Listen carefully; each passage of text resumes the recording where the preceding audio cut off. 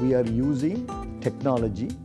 as well as we are trying to capture the responses and the content given in these one-on-one meetings as well as in these group meetings in a way in which we can share all of this in a what we call a growth readiness zone, which we will create on our website, where people who are not directly involved in the high touch methodology that we have on an advice on a one-to-one basis each quarter or each month can go to the growth readiness zone on the website and get some initial feedback and responses to some of the issues and challenges they are facing in their own companies. This will be a way in which a larger group of companies can benefit from the advice given in the context of a few companies.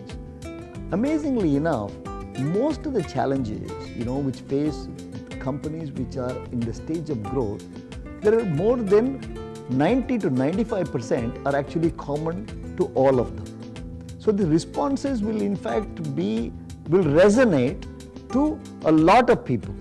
The 5% is what each one will have to figure out how they should sort of use that advice, which element is more important for them than the other, but generally that advice will be relevant. And so the growth readiness zone will allow these other companies which are not directly involved in the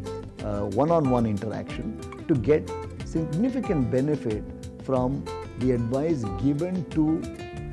given by our advisors to other companies in a similar state of growth.